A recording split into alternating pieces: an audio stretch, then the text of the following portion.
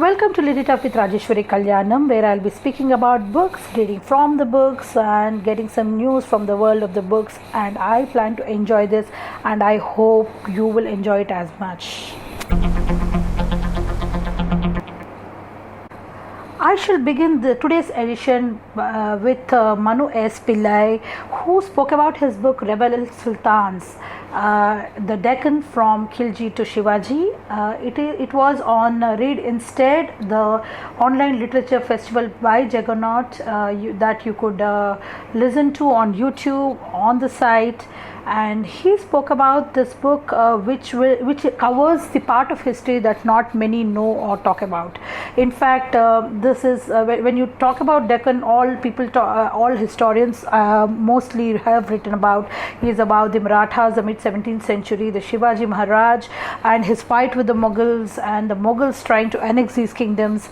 And there is so much of the history that has been left unsaid.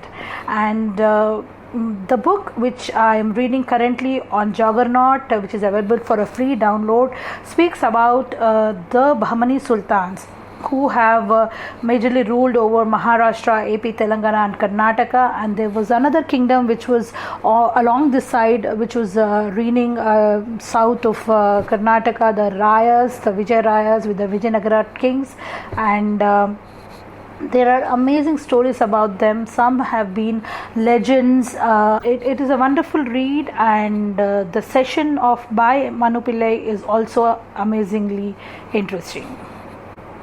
On the other side, I think Rolly Books is also conducting some conversations and some sessions, story reading sessions, and tomorrow they'll be having Alan Wilkins narrating stories from the sports world in their #BelieveInBooks sessions.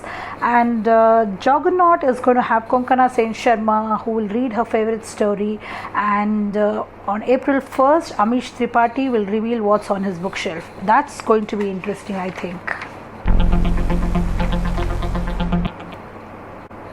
There is one book I am waiting for. That's Taslima Nasreen's sequel to her former novel Lajja. It is going to be a heartbreaking look at ordinary people's lives in our troubled times, says HarperCollins, the publisher. And I think I found the premise to be amazing.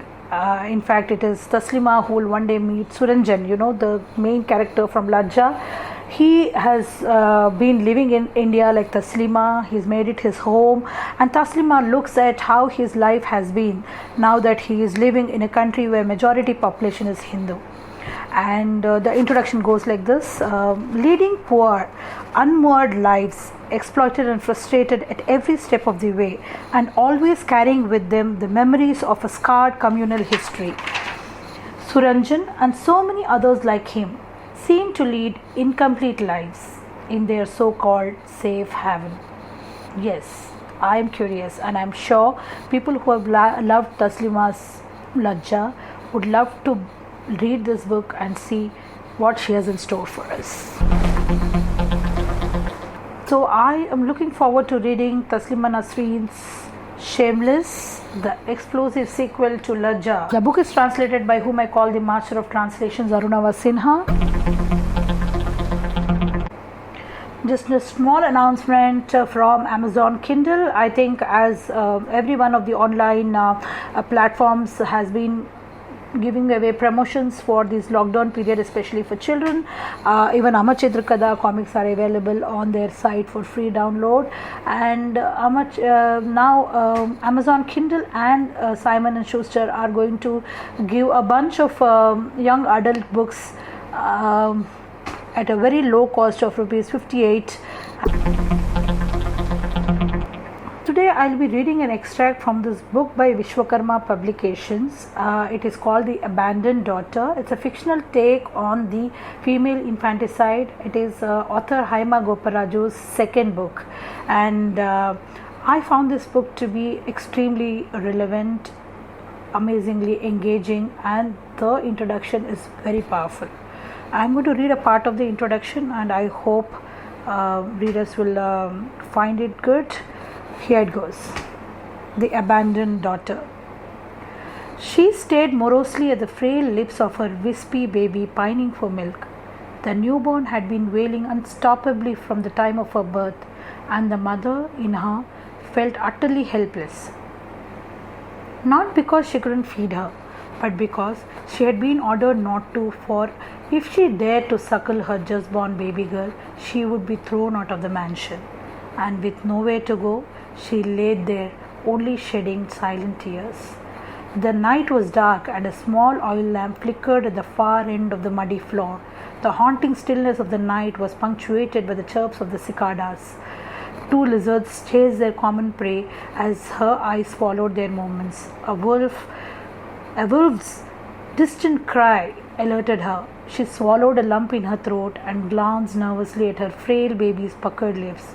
To crush the insurmountable pain that was surging through her heart, she began to hum a lullaby in her wobbly voice. "Stop wailing, my baby. There are wolves in the jungle trying to steal you away from me, your infirm mother. Sleep well, my baby. Forgive me, your hapless mother, for I am your culprit, that forlorn woman who can't save her little one from the deadly traps of human wolves that are sharpening their canines to dig deep into your heart. This is no place for you, so sleep well, my dear baby, as the abandoned daughter forever." She was at once distracted by the creaking sound of the door and was not surprised to find Munni Behen's brutish face scanning the hut. She hated everything about that woman. Her broken tooth, smile, gnarled skin, wicked eyes, long aging fingers, and grimy nails that only dug into tender skins of little baby girls, piercing into them the moment they were born. Like a hideous wolf, Munni stealthily entered into the hut and wrapped the baby in a tattered rug. She then disappeared with her loot at the blink of an eye. Hyma's book is set in 1871, and it is the story of Gomti Devi, a patriarch who has 7 sons, and she is quite ruthless in not allowing any baby girl to be born or bred in the house, and she orders for the killing of any infant that is born, any girl that is born in the house and in the village. And this is a story which has in many ways finds its voice in the current news, where we still find that female infanticide skews the gender ratio quite significantly in our country. Thank you for being with me for today's edition of Lit It Up with Rajeshwari Kalyanam, and I hope we get through these difficult days and stay safe, stay inside the homes and read more books. Thank you. See you around.